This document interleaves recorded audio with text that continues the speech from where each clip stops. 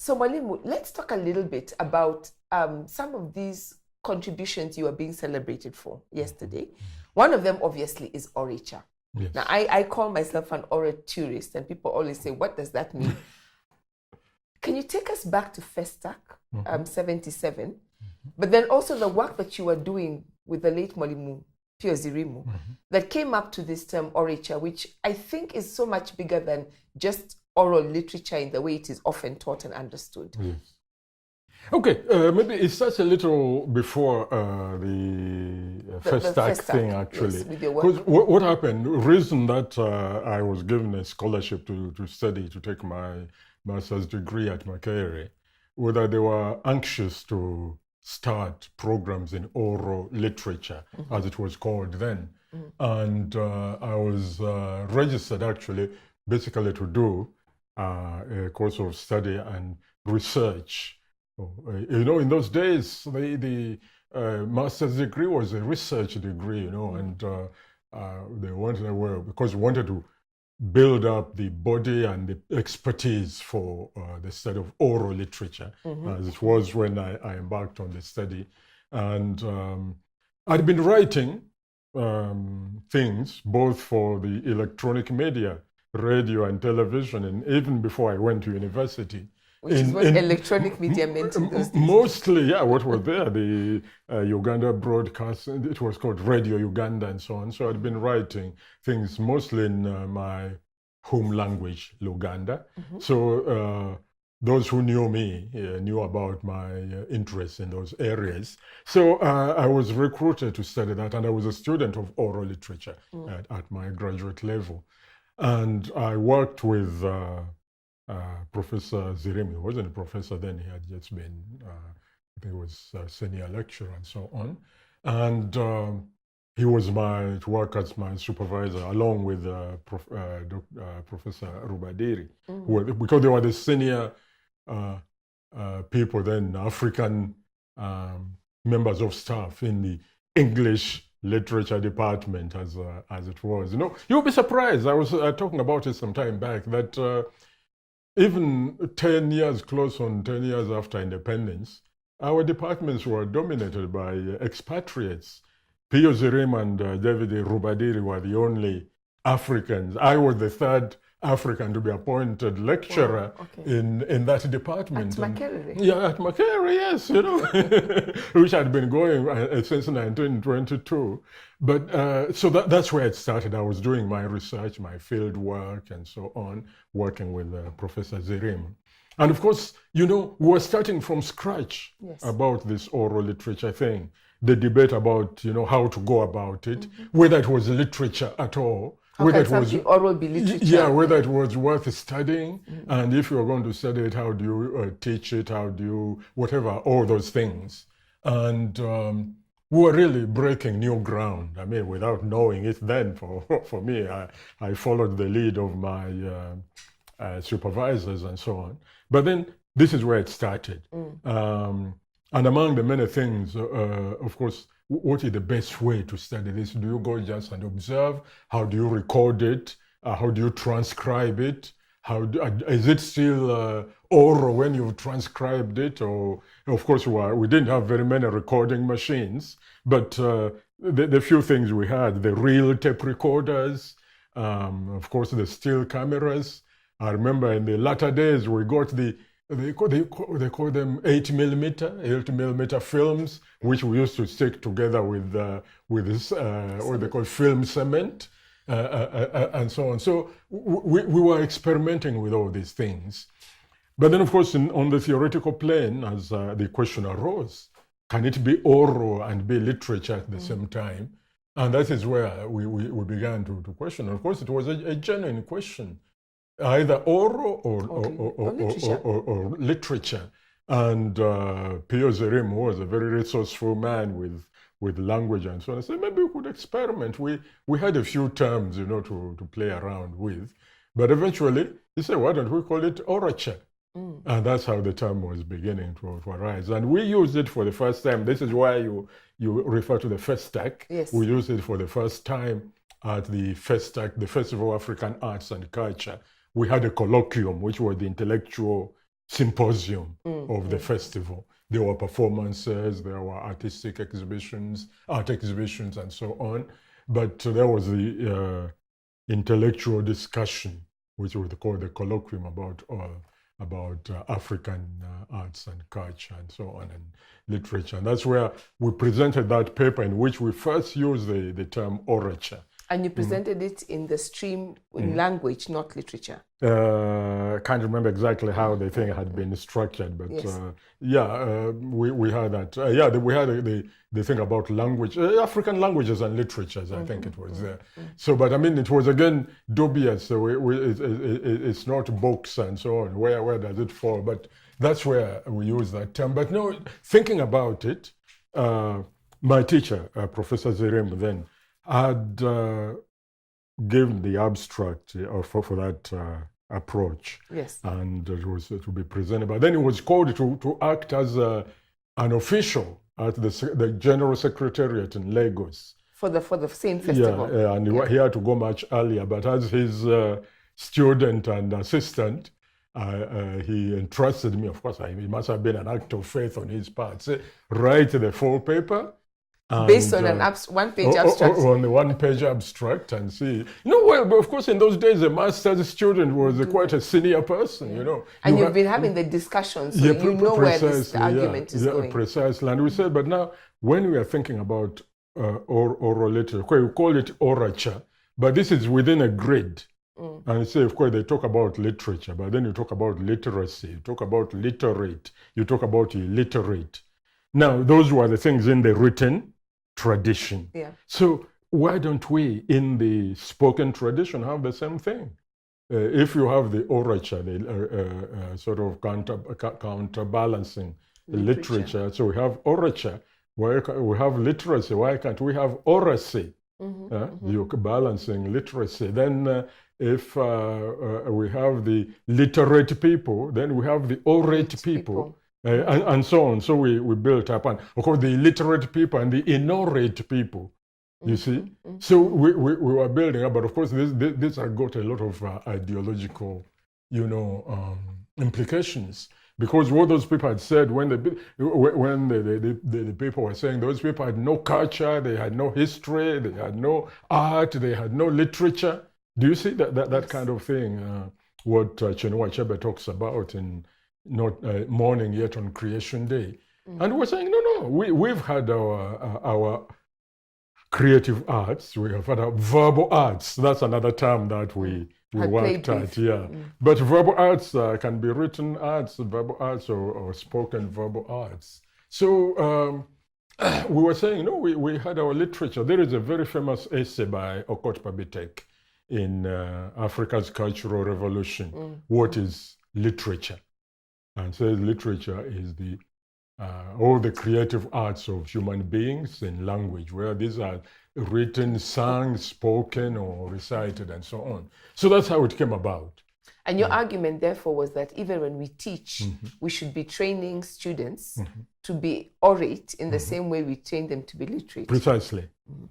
And it goes even further. Well, of course, these were my later developments, because Pio Zerima unfortunately passed away. Actually, even before the end of that first act thing,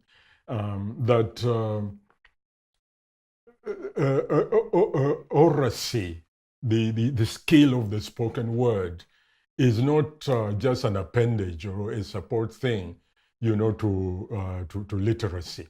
It is an independent form of communication, and it needs to be taught and developed. When we got the so-called Western education, we went haywire with this kind of illiteracy, of literacy, that people instead were, you see in Kiswahili unasema kusoma, to read, became to stand for education. Waliosoma, they were the educated, wasomi, they are the educated people. But we said, no, of course, people put so much emphasis on just the writing and reading, that the speaking and listening got worse and worse. And we became illiterate in the spoken word. And of course, this happened that people don't say hello to one another these days. People don't say, how are you? They don't say, please, excuse me, thank you. Even they don't say good morning to their neighbors. They even fear to ask them their name. People are known by the registration car numbers of their neighbors because they don't talk to one another. So we were, by overemphasizing literacy, we were developing an ignorant or dumb generation. Yeah. So we say to rectify our education, we have to educate people in oracy, in literacy, and in numeracy. These should be the 3 R's of a basic education. And of course, in the 21st century, Ngugi wa Thiong'o asked, what will 21st century orature look like? And we're discovering it. Now you have people who use podcasts and videocasts and all sorts of, it's a new way of communicating in the 21st century. I want to just move you're also very well known as a writer. And one thing that I was intrigued, I mean, we talked about your various works as a playwright and, even your newspaper writings where you write on a weekly basis. But one thing I found very interesting was that the question of talking about how supportive you've been, especially of women and women in writing, that you worked very much on the Women Writing Africa, which was this huge project that brought work from African women from all over together. And that secondly, we found out you're a founding member of FemWrite, which we think of as Ugandan Women's Writing Project. Yes. Could you say just a little bit about both of those? Oh, yes. Well, maybe I should give you a biographical detail here. Yes. That I have 3 brothers, 2 now, 1 passed away, my elder brother, but I have 2 brothers now, but 6 sisters. Now, if I got an inclination towards women, I think that may be one explanation for it, that I grew up with very loving and very strong and lively sisters. And of course, I think this has gone on throughout my life, that I feel quite at home and comfortable with my sisters, or whether work sisters, creative sisters, and so on. So that is maybe one explanation. But basically, when what is called FemWrite now, the Uganda Women Writers Association, was being founded, I was working with an old friend. In fact, I think she was a student of mine at one time in my early Makerere days. Mary Karoro Okurut, who is now actually minister in the Ugandan government. She has been for quite a long time. We were working together at Makerere, on my return. That was in 1996. And we were sharing an office. But I mean, she's a writer. And of course, she knew me as a writer and so on. And she was thinking about how to set up this organization to encourage women writers, encourage women publishing and all that. That's how it was. And she knew what I was capable of and my interests and so on. Said, well, why don't you help out? So since I was there at the beginning, I happened to participate in the initial projects and so on, attempts and all that. And for that, I earned myself the unique honor of being a founding member of FemWrite. And it is a kind of life membership, actually. I'm still a very active and strong member of the Women Writers Association. Jokingly, they refer to me as the only male Ugandan woman writer. And yesterday, people paid tribute to you because you are one of the men of your generation who's very proud to call himself a feminist with no apologies. Well, I don't know. Yeah, I do call myself a feminist, and I believe it. It's not just word of mouth, but we won't go into that. But what I can say is that my participation in the activities of Uganda Women Writers has been very satisfying and very,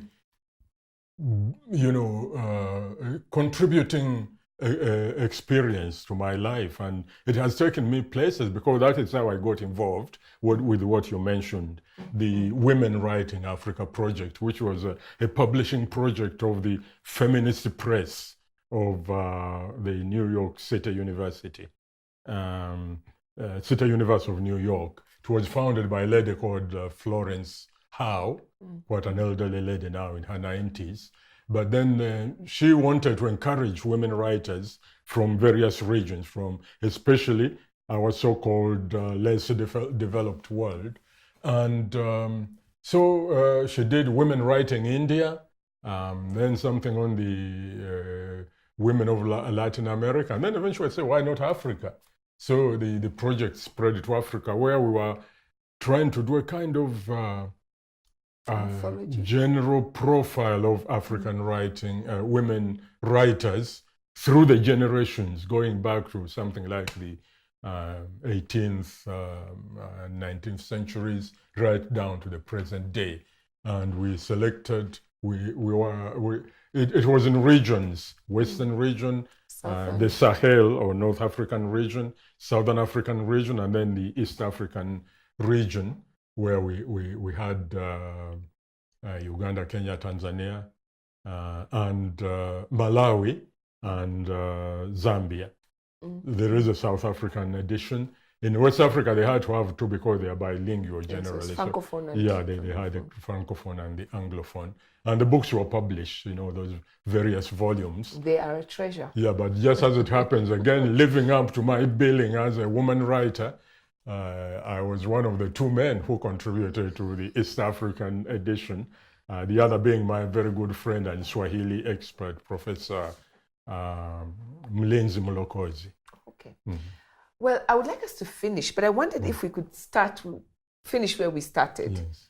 Would you like to say, what are your final thoughts on community? We started with what it meant to grow up as part of the East African community. What would you finish by? Oh, well, the most important thing I would like to say that I was absolutely thrilled when the community was revived. Was it in 1999? After that sort of more than 22-year lapse, that it was revived. And our leaders, the three original East African community leaders, the Uganda, Kenya, Tanzania, that they decided to revive the community from quite a number of reasons. Because, well, like I told you, I knew the benefits, and I think you can realize you could travel everywhere. You didn't need passports. You didn't need anything. You could work everywhere, anywhere. You could deposit your money in a bank in Tanzania and, recover it anywhere along the way between Dar es Salaam and Kampala and so on. So it was so convenient. And of course, I mean, I'm here, and Kenyan students were my former students, of course, who are now professors and directors and also so professional people were celebrating me because I felt at home in Kenya.